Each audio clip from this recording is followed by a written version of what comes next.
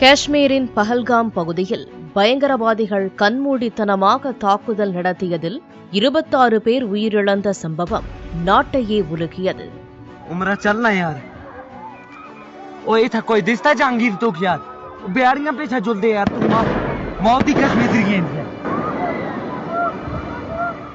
இந்த கொடூர தாக்குதல் குறித்து பலரும் தங்களது கருத்துக்களை இணையத்தில் தெரிவித்து வருகின்றனர். இந்நிலையில் அண்மையில் ஒரு நிகழ்ச்சியில் கலந்து கொண்ட நடிகரும் இசையமைப்பாளருமான விஜய் ஆண்டனி செய்தியாளர்களை சந்தித்து பேசினார்.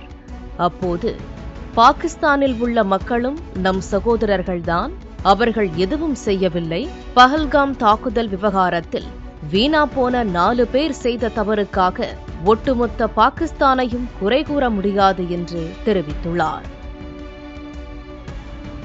அது மட்டுமில்லாமல் விஜய் ஆண்டனி தனது எக்ஸ் தள பக்கத்தில் காஷ்மீரில் உயிரிழந்த சகோதரர்களுக்கும் அவர்களின் குடும்பங்களுக்கும் என் ஆழ்ந்த இரங்கலை தெரிவிக்கிறேன். அதே சமயத்தில் பாகிஸ்தானில் வசிக்கும் 50 லட்சம் இந்தியர்களையும் பாகிஸ்தான் பொதுமக்களையும் நாம் கருத்தில் கொள்ள வேண்டும்.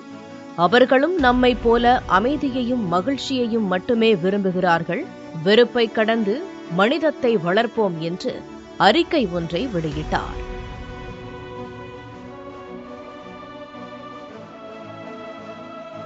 இதனை கண்ட நெட்டிசன்கள் பாகிஸ்தானில் 50 லட்சம் இந்தியர்களா எனவும் விஜய் ஆண்டனி பாகிஸ்தானுக்கு ஆதரவாக இருப்பதாகவும் கமெண்ட் செய்து வந்தனர்.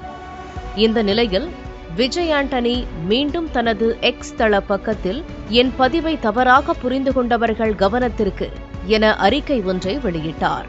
அந்த அறிக்கையில் காஷ்மீரில் நடந்த கொடும் படுகொலையை செய்த அந்த மிருக வெறி கொண்ட பயங்கரவாத கூட்டத்தின் நோக்கம் நம் ஒற்றுமையை சிதைப்பதே ஆகும். இந்திய அரசு மற்றும் நம் வலிமையான கரங்களால் நம் இறையாண்மையை பாதுகாப்போம் என்று அவர் குறிப்பிட்டுள்ளார்.